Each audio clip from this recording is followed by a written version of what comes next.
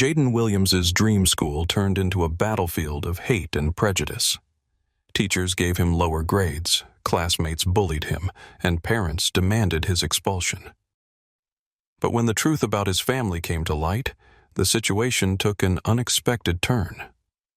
What happened next will shock even the most experienced observers. But let's go back to the beginning. 14-year-old Jaden Williams, a black teenager with outstanding academic achievements, was admitted to the prestigious private school Gilmore Academy, located in one of the most affluent neighborhoods in the city. From his first day, he felt the judgmental gazes of classmates and teachers, and whispers behind his back echoed in the hallways. The school was known for its conservative traditions, and was attended by children from wealthy families accustomed to seeing only their own among their peers. Jaden's presence, coming from a less prestigious neighborhood and gaining admission solely due to his intellect, was seen as a challenge by the parents of white students, who believed he had taken someone else's place. During his first few weeks, Jaden tried his best to integrate into the school community. He participated in debates, attended programming classes, and was active in sports clubs. His outstanding academic performance was undeniable. He quickly grasped complex subjects, was always ready to help his classmates, and eagerly shared his knowledge. However, the brighter his success shone, the greater the discontent around him grew. Teachers began focusing more on his mistakes. Classmates responded to him with cold politeness and kept their interactions to a minimum, and he often found himself alone during breaks. The situation escalated after Jaden achieved a resounding victory in the regional mathematics competition, surpassing the school's favorite, a white student, the son of the head of the school's board of trustees, Mr. Davenport. This incident became a point of no return. The school community took Jaden's success as a personal offense. The Parents Association, where Mr. Davenport held significant influence, launched an informal campaign against the new student. Rumors spread through the halls that Jaden was admitted under a minority quota, and that his grades were allegedly inflated due to the school's equality policies. At meetings, white parents expressed dissatisfaction with the fact that their children had to study with someone who doesn't share their values. They claimed their children felt uncomfortable around Jaden and openly questioned his academic abilities. Behind closed doors, comments were made suggesting that he didn't belong at the school and should consider transferring somewhere more comfortable for him. Some teachers who shared these sentiments started treating Jaden unfairly. His assignments were scrutinized more harshly, he was given fewer opportunities to speak in class, and his achievements were either ignored or attributed to luck. The classroom atmosphere grew tense. Some students avoided sitting next to him, while others openly mocked him with thinly veiled racist comments. Soon, the Parents Association, having garnered support from the majority, submitted an official letter to the school principal demanding Jaden's expulsion for creating a tense atmosphere and damaging the school's moral climate. The letter stated that his presence disrupted the educational process and prevented other students from achieving their goals. The school principal, concerned about the institution's reputation and potential loss of funding, called Jaden's mother, Mrs. Williams, for a meeting. Rumors circulated that the administration was already considering his expulsion, which was exactly what the white parents wanted. Jaden felt that the school, which was supposed to be his stepping stone to a successful future, was turning into a place where he was an unwelcome outsider. A few weeks after the official complaint from the Parents Committee, the school principal, Mr. Harris, summoned Jaden and his mother for a meeting. The principal's office was spacious and decorated with understated luxury.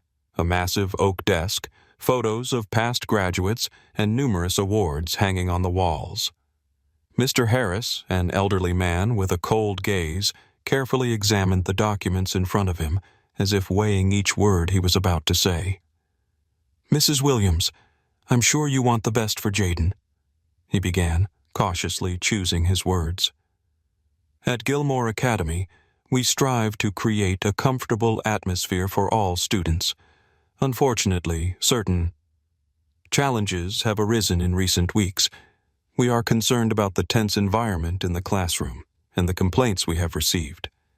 Perhaps it would be wise to consider transferring to another school where Jaden might find it easier to adapt."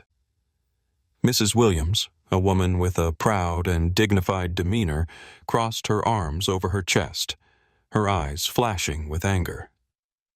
"Are you saying my son is a problem just because he excels?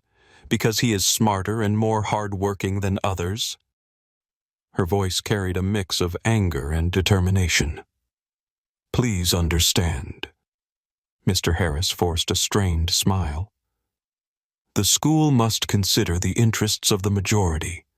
Some parents believe that Jaden's presence presents certain challenges. We are merely seeking the best solution for everyone." "No," Mrs. Williams replied firmly. "Jaden earned his place here, and he will stay." Mr. Harris sighed and, barely hiding his irritation, closed the folder. It was clear that the conversation was over, but it was equally clear that he had not abandoned the idea of getting rid of the problematic student. Following the meeting, the situation at school deteriorated. Teachers who had once praised Jaden began nitpicking his work, finding fault with minor details and lowering his grades. His classmates, sensing that the adults approved of such treatment, started openly bullying him. Jaden was shoved in the hallways, his textbooks were found in trash cans, and one day a note appeared on his locker. "You don't belong here," accompanied by racial slurs. When Jaden reported it to his mother, she was outraged and filed a complaint with the school board. However, their response was indifferent. "We will conduct an internal investigation," they promised dryly. "But there's no proof that our students were responsible. It might have been a prank." Jaden felt his confidence slipping away. Every day he arrived at school with a heavy heart, anticipating more hostility.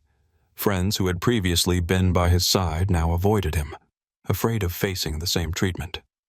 His parents refused to back down, but the pressure continued to mount. At a school board meeting, Mr. Davenport declared, "We cannot allow a single student to disrupt the harmony of our school. Either he leaves, or we will reconsider our financial support." The principal hinted once again that leaving would be a wise choice, but Mrs. Williams stood her ground. Jaden, however, started questioning whether it was worth the fight. He sat in his room one evening, staring at his numerous certificates and awards, wondering if it would be easier just to leave and escape the unrelenting pressure. But deep down, he knew that leaving would mean defeat. He couldn't let them break him. The rest of the story continues similarly, with Jaden reaching out to his uncle, the Minister of Education, leading to an investigation that exposes the school's discriminatory practices and eventually results in systemic change at Gilmore Academy. Jaden's resilience transforms him into a symbol of progress and inspiration for students facing similar challenges. Every evening, after yet another difficult day at school, Jaden felt his despair growing. He could no longer hide what was happening. One evening at dinner, when his mother noticed his dejected expression and quiet voice, he finally decided to tell the whole truth. "Mom, I can't take this anymore."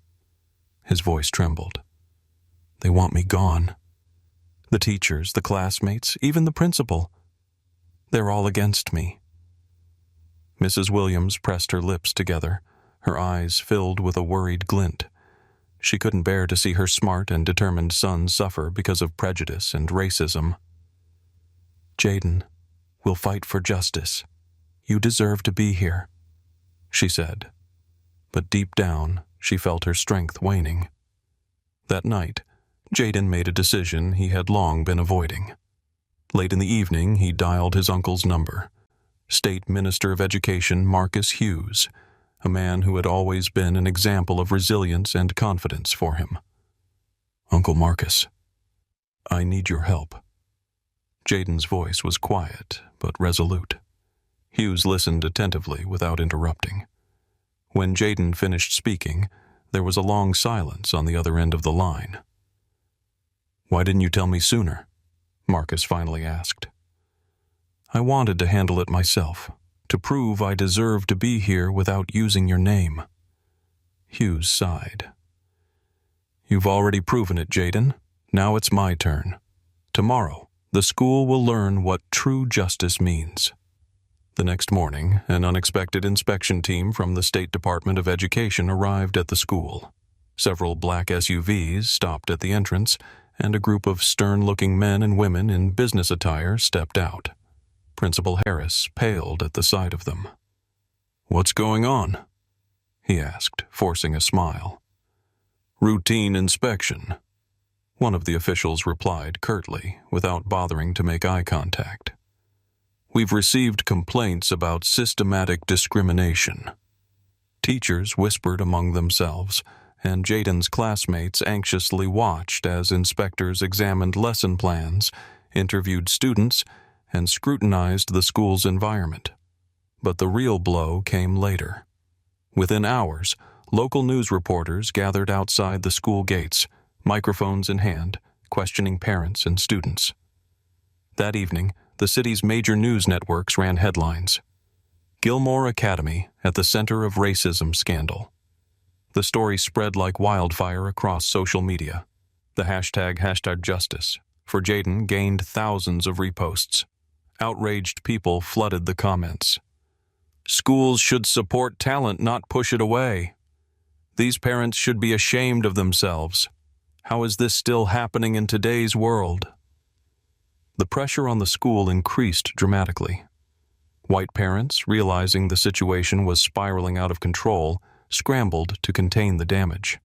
They called emergency meetings, urging the principal to resolve the issue peacefully and accusing Jaden of blowing things out of proportion. "We never meant any harm.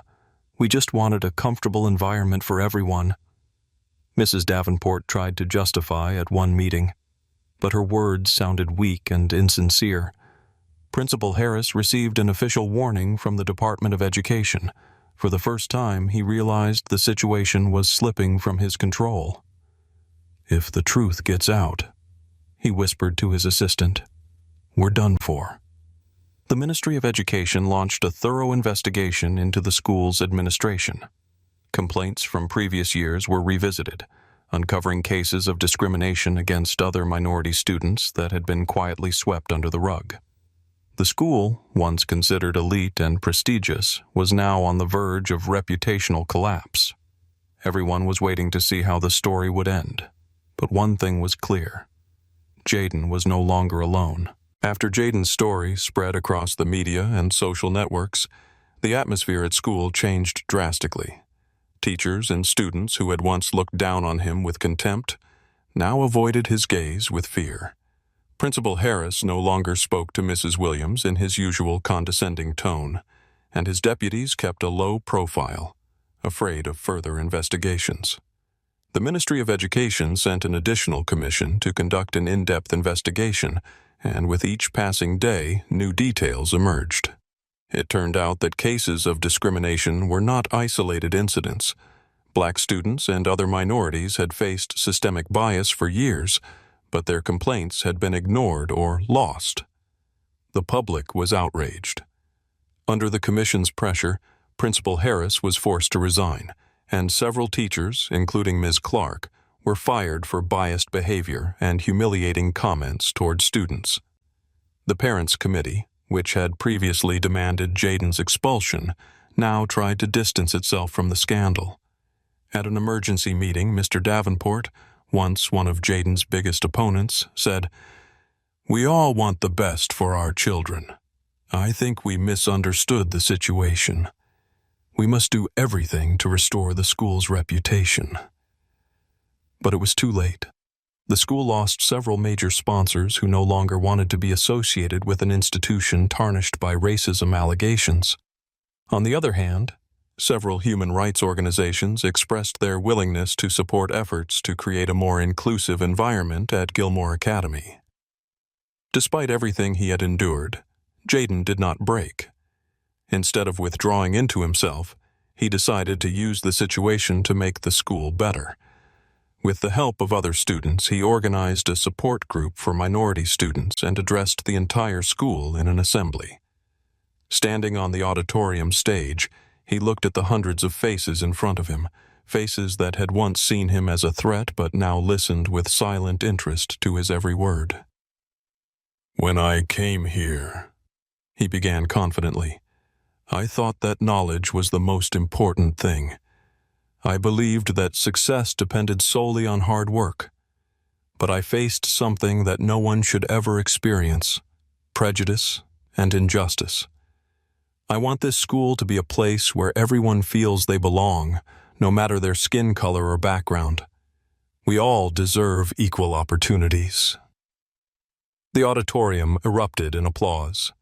Even those who had previously been indifferent now couldn't ignore the power of his words. The hashtag #JusticeForJaden, which had once symbolized his fight for justice, transformed into something bigger. It became a movement. Students from other schools began sharing their own experiences with discrimination, drawing attention to systemic issues in education. Soon, Jaden was invited to speak at the district school board meeting, where he presented a plan to improve inclusivity policies in all state schools. His uncle, Minister Hughes, was proud of him and said, "You've done more than I ever could have imagined, Jaden. You didn't just prove your worth, you made the system change." Over time, relations at the school began to improve. Some teachers, realizing their mistakes, publicly apologized to Jaden, and the administration introduced mandatory training sessions on bias and racial discrimination. Jaden's story became an inspiration to thousands of students across the country. He didn't just stay at Gilmore Academy, he became a symbol of change. Now, walking through the hallways, he no longer felt like an outsider. He felt like what he had always been: smart, determined, and worthy of his place at Gilmore Academy.